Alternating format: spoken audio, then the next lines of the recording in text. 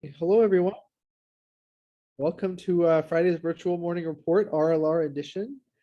We're super excited because we have a case from one of our very own. I don't think Madalena needs an introduction, but she has a case for us and we're super excited. So do you want to unmute Madalena, say hello, reintroduce yourself to the VMR crowd, and we'll jump right into your case.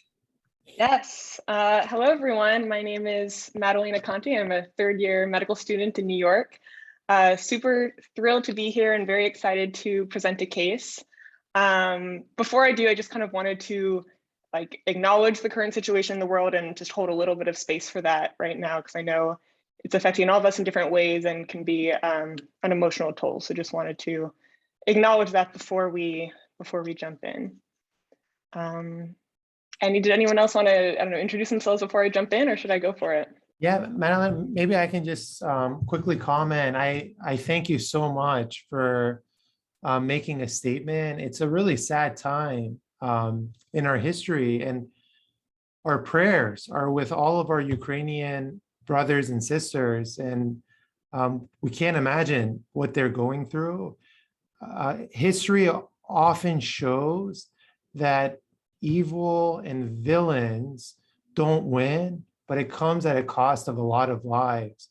So we here at CP Solvers just want to share our prayers with everyone in Ukraine, and we're really hoping for the best, but we know it's very difficult. So yeah. Okay. So without further ado, I'll jump in if that's all right with everyone. So the chief concern for this case is abdominal distension and shortness of breath. And actually, before I kind of continue, just wanted to do an overview that I'll kind of give the information over 4 aliquots. So just kind of a summary of that. So abdominal distension and shortness of breath is the chief concern. And a little bit about an HPI. So this is the case of a 74-year-old male with a past medical history of type 2 diabetes, hypertension, and a history of COVID-19 infection 1 year prior, who's now presenting with 2 weeks of worsening shortness of breath and abdominal distension. So the patient reports that he first noticed this worsening shortness of breath and abdominal distension 1 month ago, but he notes that his symptoms worsened over the past 2 weeks, which prompted his presentation to the ED. He says that he's actually had persistently yellow skin since his COVID-19 infection 1 year ago, but he states that he never followed up with a physician for repeat liver chemistries since his hospitalization. Separately, he also notes that he had a left toe injury after a fall in a bathroom 2 weeks ago, and the cut has not resolved. So I will pause there to hear your thoughts. Wow, Madeline, I can't believe you are a third-year medical student to have this so organized and know exactly how many aliquots there are. I didn't even know what the definition of an aliquot was when I was in medical school. So you're way ahead of the game. Maybe what I can do is just comment on the abdominal distension and shortness of breath and leave the rest of the HPI for Robbie to layer in on that, because I think it's really important to have an approach to these 2 problems. And if you ask the question, should the focus be abdominal distension or shortness of breath, which one would give you more yield for your cognitive investment? I would say the abdominal distension. And the reason I say that is that that's far more unique and has a shorter DDX than dyspnea, which has such a broad DDX. So if we figure out what's causing the abdominal distension, then we'll figure out what's causing the dyspnea. And just at time point 0, any cause of abdominal distension can affect the diaphragm and lead to dyspnea, any cause of abdominal distension. So when you're thinking about abdominal distension, you should consider the phases of matter. I knew Robbie would laugh at that. The phases of matter. This includes solids, liquids, and gas. But let's dive a little deeper than that. So for solid, any organomegaly, if you have hepatomegaly, splenomegaly, that can lead to abdominal distension. I also put constipation and increased stool burden here. If someone is very constipated, abdominal distension impacting the diaphragm contraction, dyspnea, liquid comes in the form of ascites. And then you can talk about like what's causing ascites. So this is one, it's like schemas on schemas. And then we already talked about gas. So like a small bowel obstruction, gaseous obstruction. And there are, other causes. In fact, patients, not patients, but people who are pregnant, they will have some shortness of breath. And that's in part because of the fetus and its effect on, the diaphragm and the ability to contract and increase that negative inspiratory pressure. So I'll leave it at that and then pass the mic to Robbie. I think that's absolutely superb.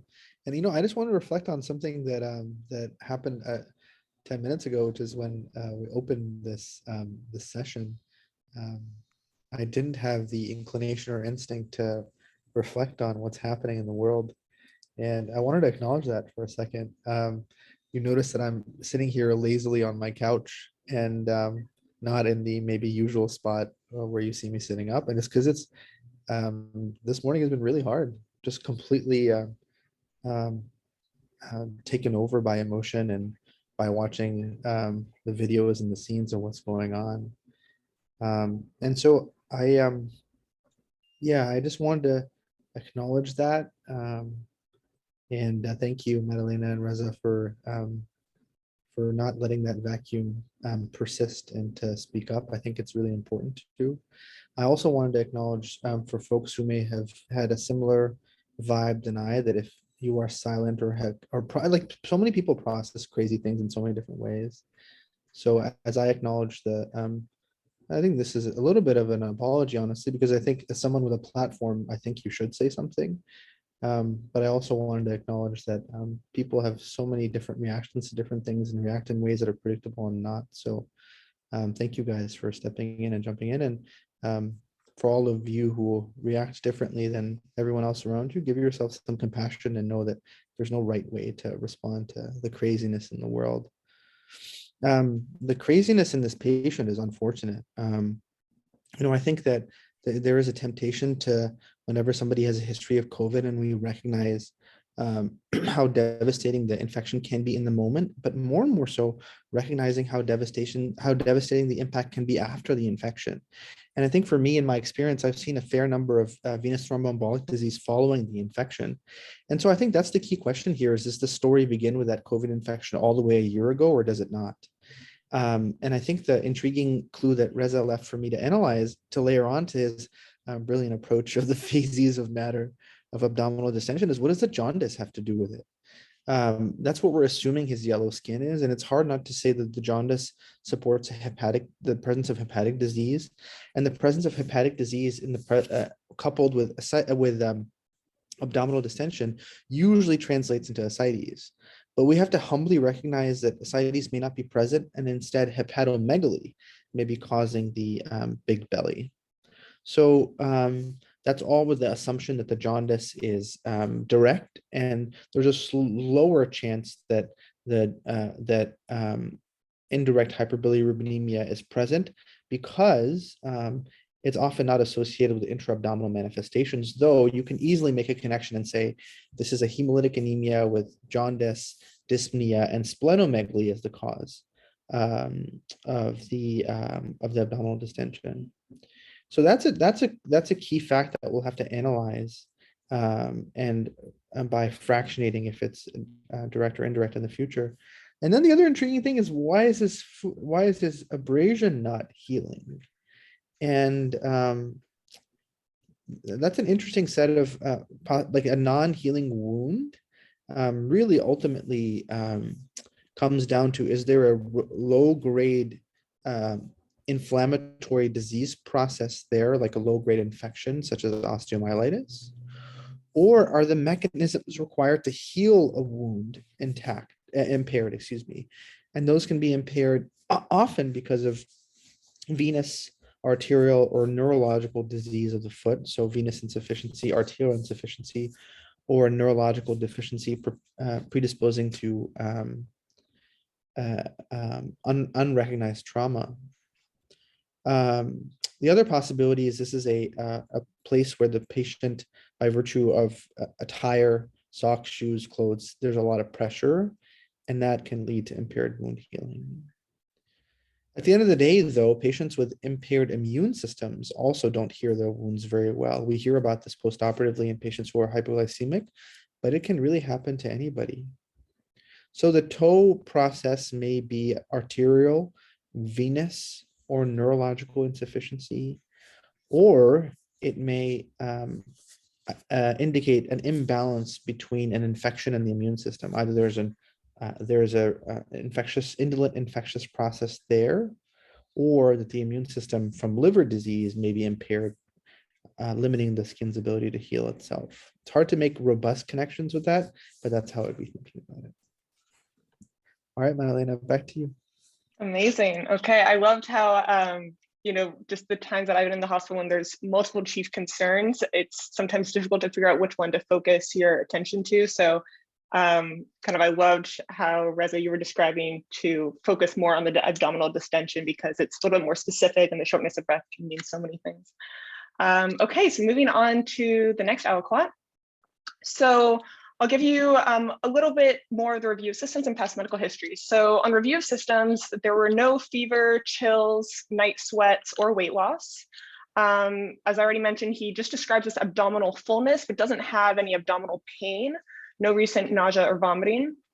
He, of course, endorsed the shortness of breath, but he has not had any cough or noticeable wheezing, and no dysuria, hematuria, or change in his urinary frequency. So a little bit more information about the past medical history. So as I mentioned, he was hospitalized with COVID-19 1 year prior, where he was critically ill and actually intubated in the MICU for several weeks.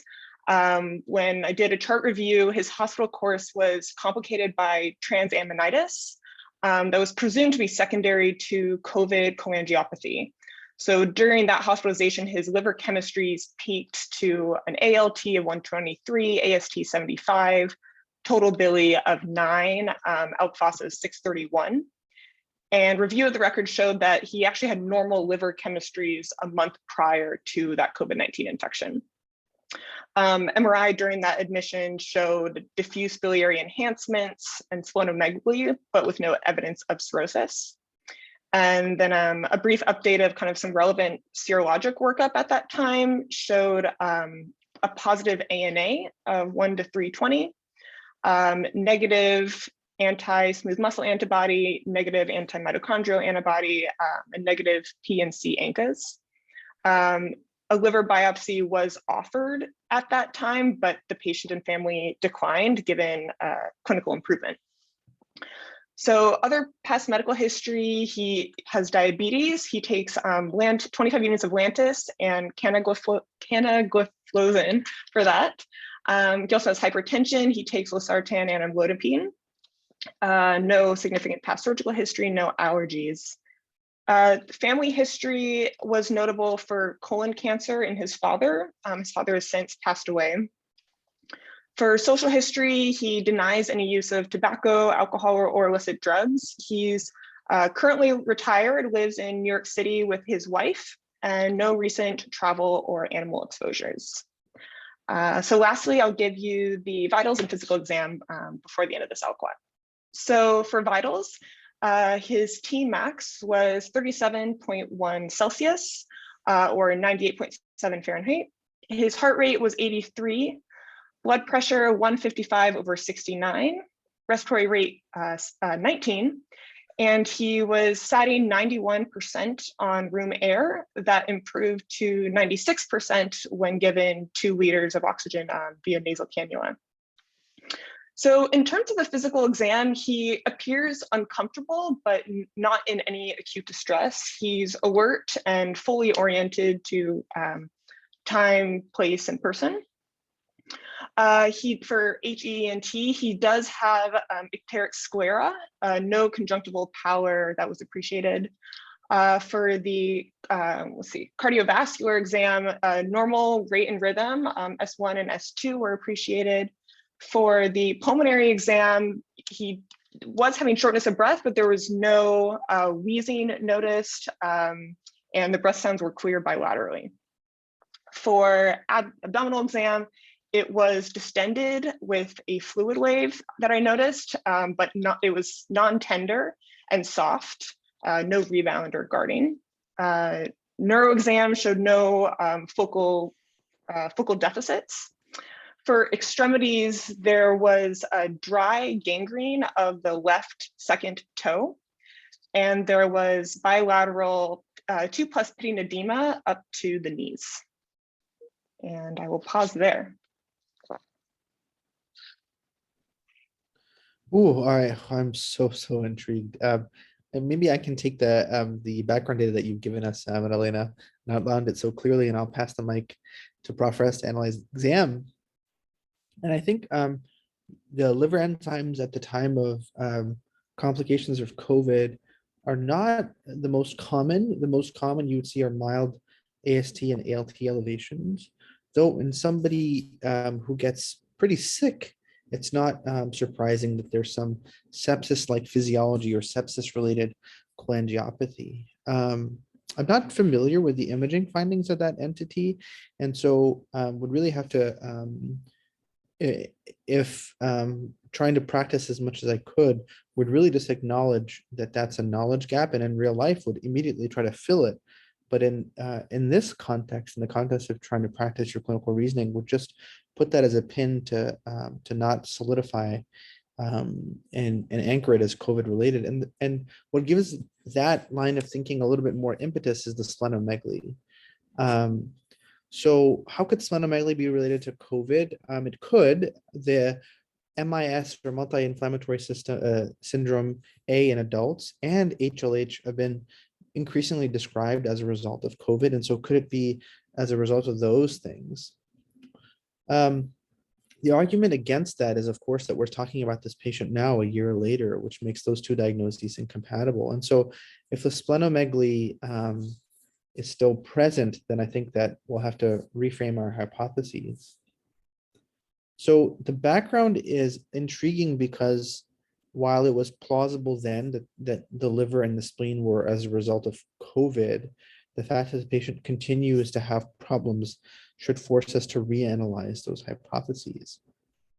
At the end of the day, this might be true and unrelated, but it might be a thread that we'll have to connect to what's going on now. I'll pass the mic to Reza to analyze what's going on now. Awesome, Robbie. The physical exam is quite important. And one, I'm struck by the patient's hypoxemia, where they require 2 liters and correct quite quickly. Because if we know that this patient likely has ascites, although our exam is not very sensitive, when we do detect a fluid wave, it's highly predictive of ascites, and we have reason to believe that the patient is jaundiced and has some liver dysfunction. I say all this because the lung exam was clear, and the lung exam is limited. We obviously want some imaging, but people who have ascites, the way it leads to shortness of breath is through the impact on the diaphragm. And yes, you may get a hepatic hydrothorax. So if we get an X-ray, it won't be surprising if there's some pleural effusion, but even pleural effusion usually doesn't lead to hypoxemia. The exception is if there is associated atelectasis, then that would explain this patient's hypoxemia. So I'm quite intrigued by the oxygen sat, and I'm really interested in some imaging to see if there's any pleural/parenchymal lung disease. Anytime someone has ascites, and we'll get verification of that soon in the next aliquot, and jaundice, the first step for at least jaundice is to determine if it's direct or indirect. I think we have enough evidence that this is likely going to be direct hyperbilirubinemia, just based on what's happening within the liver. The other way you can, another thing that supports direct hyperbilirubinemia is if Madalena told us that this patient's urine was dark, because it actually can make its way to the urine, unlike indirect bilirubin, which is not water soluble. So already I'm thinking direct hyperbilirubinemia. And then the next question becomes, is it intrahepatic or is it extrahepatic? And the only way to determine that truly is through imaging. And sometimes you have to go through advanced imaging, starting at an ultrasound, then CT scan, then MRCP. But quite frankly, just based on the likely ascites, that's invoking portal hypertension. And the most common cause of portal hypertension is cirrhosis or something happening within the liver. I'm not saying there isn't any extrahepatic pathology, but I'm very concerned for intrahepatic pathology leading to intrahepatic cholestasis, leading to portal hypertension, leading to ascites. And if I say leading one more time, it's starting to sound like a rap song. I'm not going to say leading anymore. But I think I'm going to leave it at that for now. We're going to get much more data. I think Robbie has this saying, look at the legs. If they're swelling, then look up. If there's jaundice, then you're at the liver. I think the question becomes, does this patient have cirrhosis? While our exam, like if we saw spider angiomata and signs of increased estrogen is quite predictive, you can have zero findings of cirrhosis and still have cirrhosis. So I can't wait to see the rest of the data. And that's something we'll have to be dealing with here. And the diabetes put this patient at risk of granulomatous infections like TB and fungal infections, but also puts the patient at risk of glycogenic hepatopathy, which is a rare manifestation of diabetes. Watching Robbie's eyes sort of get excited. I'm speaking his lingo now. It's Sammy's lingo who brought it up a week or two ago. So I'll pass the cred about that to him. Okay, amazing discussion so far. So I'll give you some labs and some imaging for the next aliquot.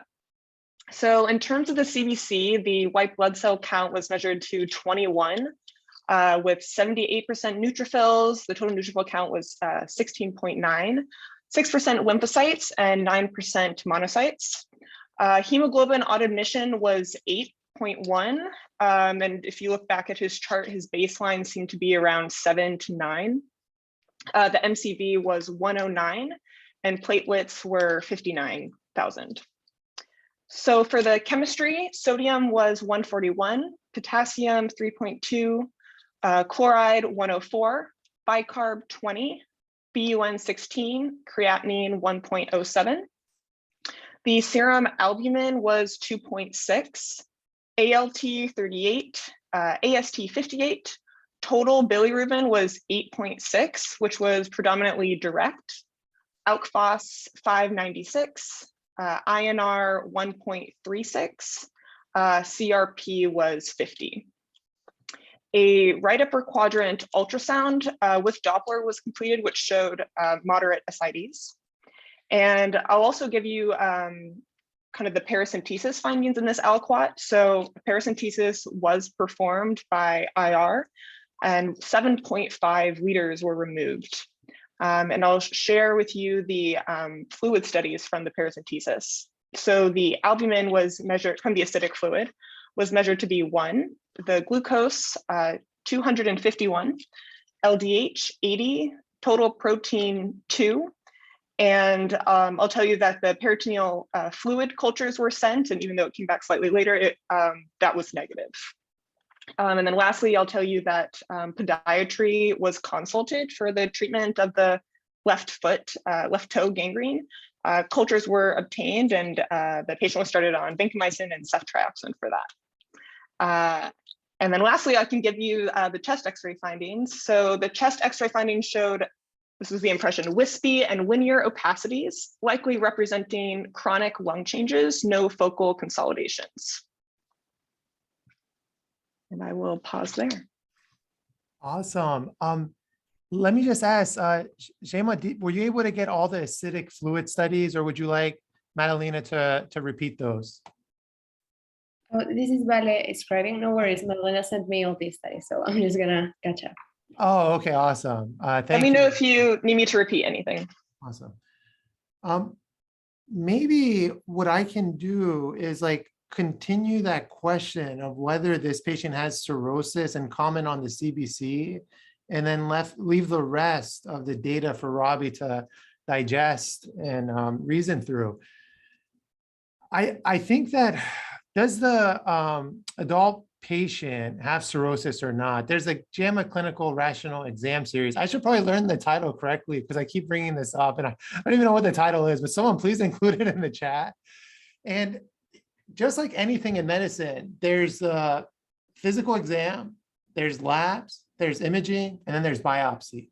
If you think about it, cirrhosis by definition is end-stage fibrosis, and that happens to be the end-stage, pathologic finding or histologic findings of end-stage disease in any organ. So I was reading about diabetes nephropathy today, and end-stage kidney disease eventually leads to fibrosis.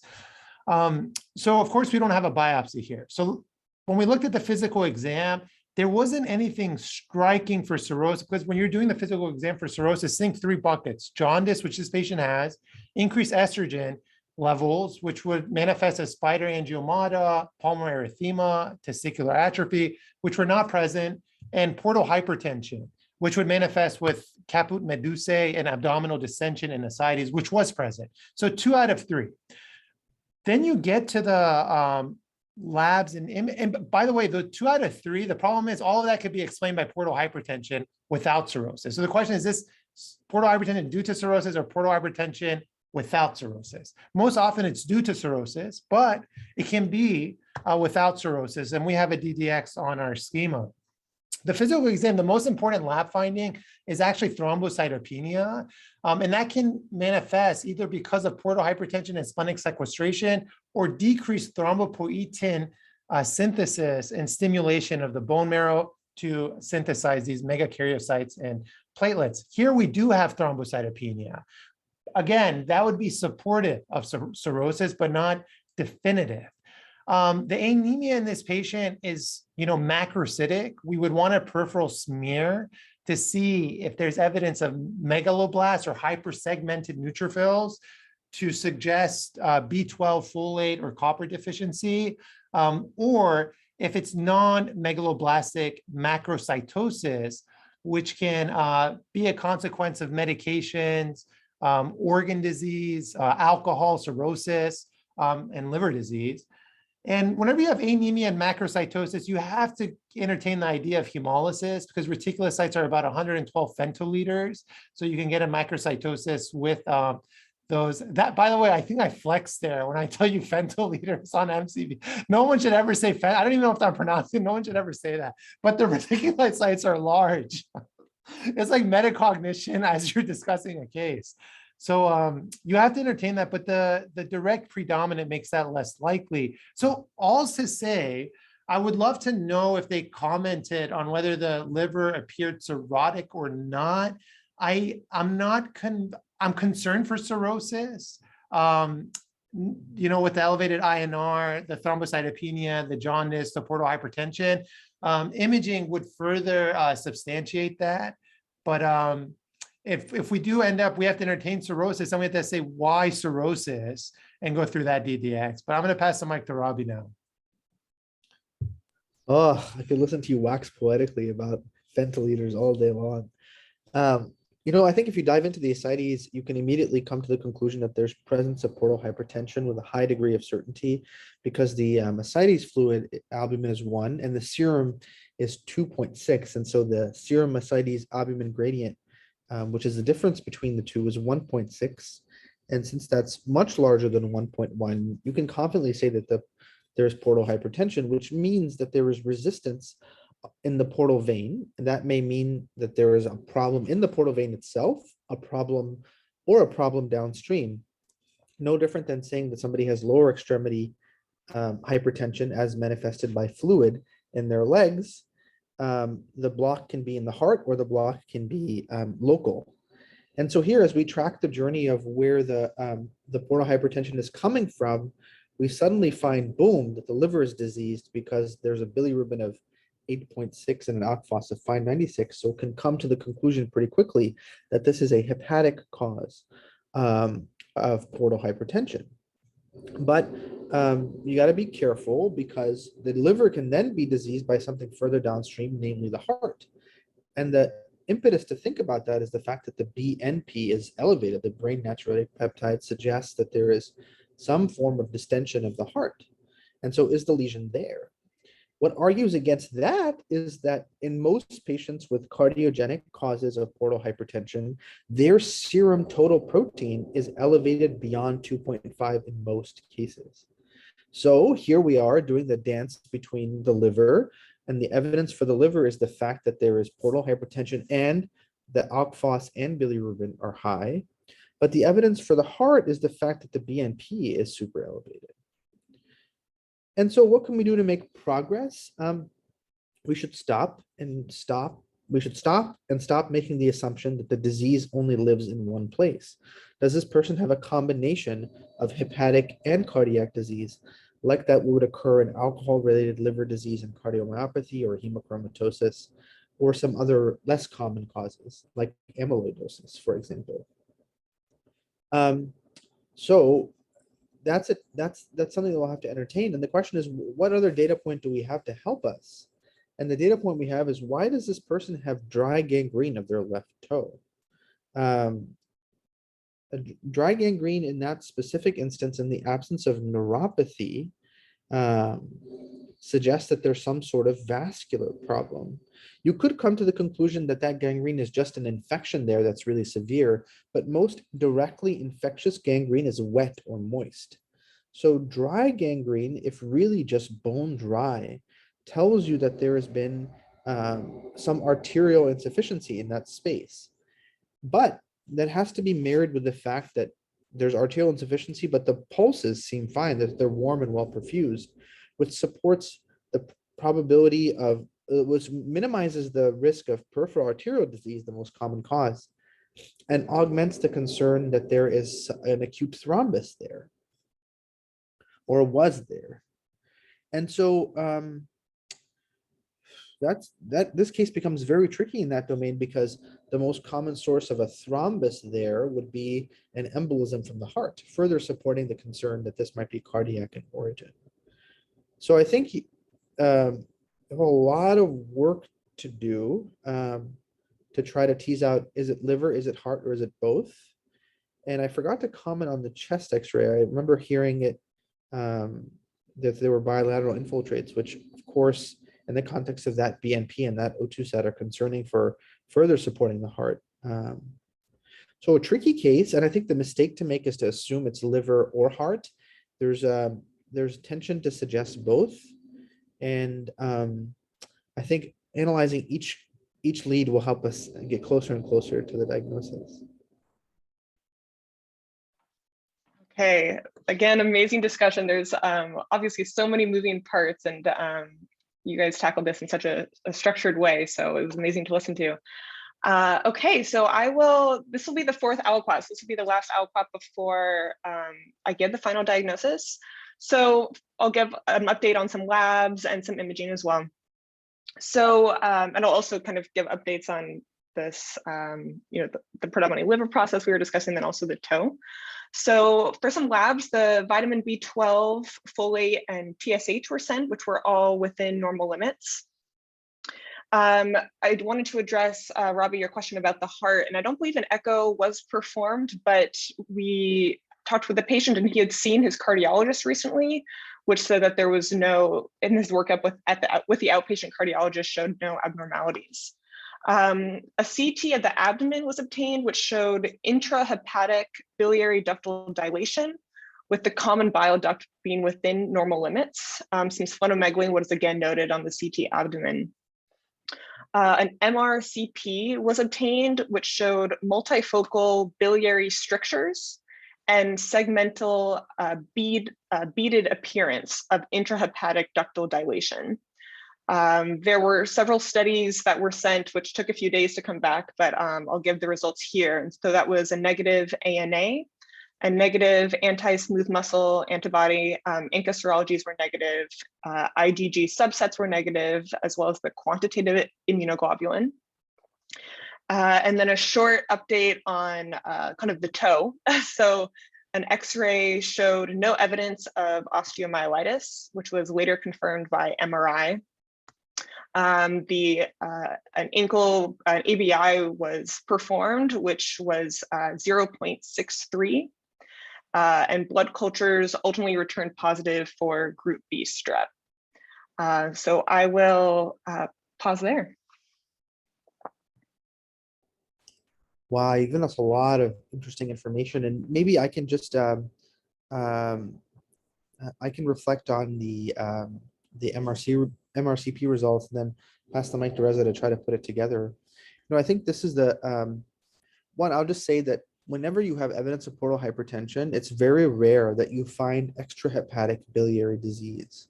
So I just want to point out that this is a very rare scenario where you have extrahepatic biliary disease coupled with portal hypertension, and the overlap of those diseases is actually fairly limited. But here you have the dominant finding is that the patient has multifocal biliary strictures. And so I would just tell you that the most common cause, the two most common causes of multifocal, the three most common causes, I'll say, are that there is what's called ischemic biliopathy. So patients who are critically ill, like this patient, they get just like they get acalculous cholecystitis to the gallbladder, they can get the same disease process affect the biliary tree, and they can get ischemic biliopathy. The most common autoimmune disease, as the chat is focusing on is primary sclerosing cholangitis, or PSC, which is something to think about. But the most morbid diagnosis, I would say, is cholangiocarcinoma. And here, I think the biliary findings really prompt concern for one of those three entities. Is this cholangiocarcinoma? Is this PSC? Or is this ischemic biliopathy? The truth is that there are many other causes too. There are genetic diseases. Just to round it out, because I don't think we talk about this very often, Reza and I discussed a case at Bay State of a similar patient who actually had bronchiectasis and turned out to have cystic fibrosis. You can also get infectious biliary strictures from HIV and liver flukes, which this patient doesn't seem to be at risk for, specifically the liver flukes. So I think the spotlight is most morbidly, is this cholangio, is this PSC, or is this ischemic biliopathy? And I'll pass the mic to Reza to try to put it together. Whew. What a case, and love what's happening in the chat, learning from you guys as we're teaching, which is a great experience. I think it's like a reminder that patients can have multiple diagnoses at once. Yes, we always look for a way to connect them, but the older you are, the more immunocompromised you are, the more likely it is that you have multiple diagnoses. Remember that. You'll fall into a cognitive trap if you try to explain one problem by one phenomenon, and you might miss diagnoses. So whenever you have positive blood cultures, the question becomes, where did the organism come from? For example, if I told you, and maybe this is an exercise for the chat, that the organism detected in the blood was actually a gram-negative organism, Klebsiella, where would you be concerned that the organism came from? And I think here we have every reason to believe that this patient has a deep bone infection, and that strep is probably the etiology for it. In general, when you have any kind of strep organism, you think of like the oropharynx or skin and soft tissue. Here, I would imagine maybe that non-healing wound that now has likely a deeper infection is leading to bacteremia, which was collected on blood culture. So at this point, you continue the antibiotics as is, make sure that there isn't any strep resistance, but then you narrow as you get your sensitivity data, and this patient's probably going to need an amputation. So I think that the ulcer, the osteomyelitis, the risk factors, diabetes, Robbie, I think the jaundice, the portal hypertension, and particularly the bead pattern probably prioritizes PSC, though the other causes I love that we can't completely ignore.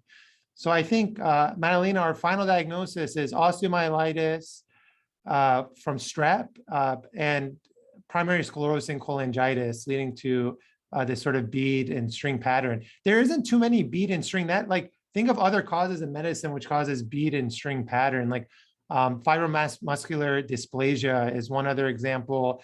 I think there's something in the brain that causes this sort of phenomenon as well. But maybe Robbie can share a schema of just the string and bead pattern and all the possible diagnoses.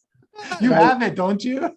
Maybe, but I will say, you know, I just wanted to acknowledge one tension here, which is that 80% of patients with PSC have IBD, and we either we just don't know that yet.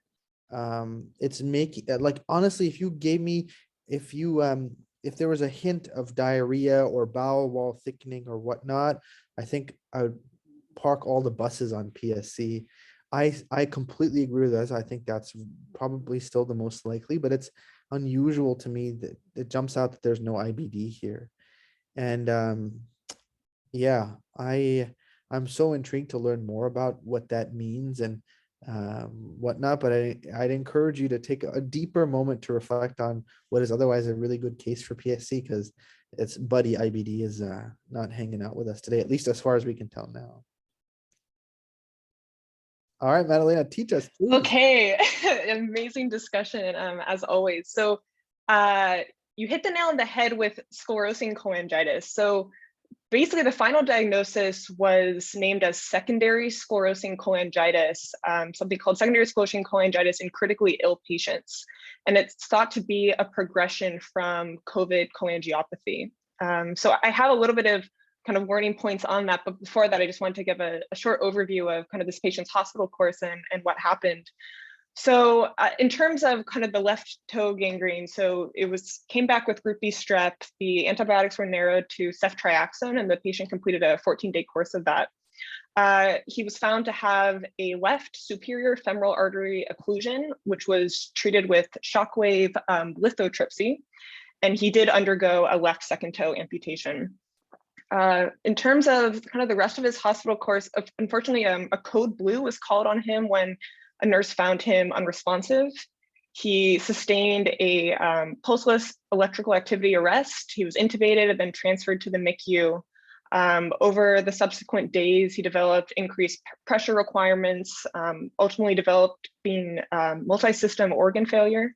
And so a goals of care meeting was had with his son and his wife, given kind of the decline in his health, and was ultimately taken off the respirator and passed away, unfortunately. So that was kind of a summary of how we did in the hospital. And so now I wanted to go into a little bit of learning points on secondary sclerosing cholangitis. I had personally never heard of that. So basically, what is it? So it's a chronic biliary disease that's characterized by fibrosis, stricture formation, and progressive destruction of the biliary tree that can lead to biliary cirrhosis. It's a rare disease that often occurs in critically ill patients or in patients who have recovered from a critically ill period, as in this case with his COVID-19 infection. So in terms of what causes it, it's caused by various insults to the biliary tree, such as obstruction, and infectious or ischemic injury. And then, as I said, sclerosing cholangitis in critically ill patients is like a relatively newly described entity that's associated with a particularly rapid progression of the disease. Secondary sclerosing cholangitis is also an emerging complication that's been seen in critically ill COVID-19 patients, where rapidly progressive liver injury persists after the initial respiratory distress from COVID has resolved, and then can evolve into secondary sclerosing cholangitis. In terms of the presentation, it can initially be symptomatic, but then can present later, as in this patient, with abdominal pain, jaundice, pruritus. And imaging findings generally show this extensive intrahepatic duct dilatation with beading, but often the common bile duct is spared. And I was trying to do some research into how can we distinguish, are there ways to distinguish primary secondary cholangitis from secondary sclerosing cholangitis? And oftentimes the presentation and the imaging findings can be very similar. Robbie, you mentioned that in PSC that's often associated with IBD, which is not so much the case with secondary sclerosing cholangitis. And I also saw that for PSC, imaging generally shows this diffuse ductal narrowing and multifocal strictures. And often in secondary sclerosing cholangitis, there can be more of an isolated peripheral ductal abnormalities. I saw that one paper described that. And then in terms of management, aside from transplantation, there's generally no effective treatment options besides kind of addressing the underlying insult to the liver that eventually progressed to secondary sclerosing cholangitis. So that was a lot of information, but what an amazing case discussion, both of you, and I learned so much from how you approach this, so thank you. Well, I have to disagree with that a little bit and say that what's more amazing is just how incredibly well you synthesized this case, and how you're also showing us how you did your learning afterwards and how much reading it takes to do the 3 minutes of teaching that you just did, which is absolutely superb. So while I am very grateful for your kind words about our discussion, I think that your presentation and teaching points are really the star of the show today. Thank you. Really, really well done. I'm excited for Shema to teach us today. She's got the emojis going with the exclamation point and the bold and underline. So I think we're in for a treat. Take us home, Shema, please. Okay, so first of all, very exciting case. Thank you, Madalena, and also very great discussion. So trying to approach a case, as we have heard, we had a chief complaint of abdominal distension, and the first 3 things that we think of is it liquid like ascites, hemoperineum, or any gas like ileus or constipation, or is it anything solid like an organomegaly like hepatomegaly or splenomegaly or any malignancy? And as we know, the patient also had shortness of breath. We tried to connect abdominal distension and SOB, and this could be especially in a female patient. We had a male patient, but considering a female pregnant patient, it could cause any pressure on the diaphragm, and this could lead to shortness of breath. And other causes are something like abdominal wall weakness. And as we've seen, the patient had also jaundice, and we try to prioritize ascites as a first approach for the abdominal distension in here. And as I've also seen, this patient had a gangrene or a wound healing impairment, and causes could be like inflammation or any vascular problem like arterial or venous insufficiency or any neurological deficit, or maybe there was some pressure on the wound or any immunocompromised state. As we have heard, the patient had diabetes type 2. This could be a cause. And what was also a very nice pearl, that this non-healing wound could also lead to bacteremia, which we had also in this case due to strep. And we were also thinking about some things like post-obstructive causes for liver failure, which was mentioned by AMK, like Biliary or constructive pericarditis. And since this patient had COVID prior, and we tried to connect splenomegaly with COVID, and the most common causes are HLH, or it could be autoimmune inflammatory mediated. And since I've seen that this patient was hypoxemic, and we tried to connect hypoxemia and liver disease, which could be ascites mediated, as an example, a hydrothorax, pulmonary edema, hepatopulmonary syndrome, a clot, portopulmonary hypertension, or any impact on the diaphragm and atelectasis, which could also lead to shortness of breath. And we were also trying to think of portal hypertension causes like cirrhosis, and as an infective cause like schistosomiasis or any intrahepatic cholestasis. And if we have portal hypertension, it is necessary to consider, is it due to cirrhosis? And an approach could be to look at the labs. Is there any thrombopenia or anything like this, or is it without cirrhosis? And since this patient had a macrocyte anemia, we tried to think of causes like, is it due to medications, alcohol, cirrhosis, liver disease? And if we have a megaloblastic macrocytic anemia, is it due to insufficiency of folate or B12? And looking into the ascites of the patient, there was a SAC of above 1.1, which was making us think more of a hepatic cause of portal hypertension in this patient. And the BNP was also elevated, and therefore we were thinking about a cardiac involvement. As an example, hemochromatosis could be a very nice approach because it affects both the heart and the liver. And for the gangrene, we were also thinking of, is it dry or wet? Like if we have a dry gangrene, we should think of arterial insufficiency, or if it is still well perfused and worn, think of any acute thrombus, which could be like from the heart. And a very nice pearl also mentioned if the patient uses canagliflozin, an SGLT2 inhibitor, which has as a rare side effect a fournier gangrene, which could also be a cause, but not in this patient. And coming to the final diagnosis, where we had multifocal biliary strictures, and the most three common causes are ischemic, biliopathy, and autoimmune cause like PSC and cholangiocarcinoma. And thinking of PSC, which is very which we are thinking of, it is often associated with inflammatory bowel diseases, especially ulcerative colitis, which wasn't present here. And now approaching the case, we had the wound impairment, which may have caused osteomyelitis. And we also have some factors which propose this, like an immunocompromised state due to diabetes mellitus too. And also post-COVID, which was mentioned by Semi, very nice, a secondary sclerosing cholangitis, and which is a very late complication. And it usually it is present in critically ill patients. And very nice teaching points from Medellina. It usually causes, and then the common bile duct is usually spared, and chief complaints can be fatigue and pruritus. And causes for SSC are also like any obstruction, ischemia. What I was also talk is like shock, like any septic shock, or generally distributive shock, and generally a critically ill patient. So thank you very much. Sorry for speaking too long. Shima, that was absolutely superb. I heard you say sorry for speaking too well, which I think was absolutely correct. You spoke very, very well. That was absolutely superb teaching.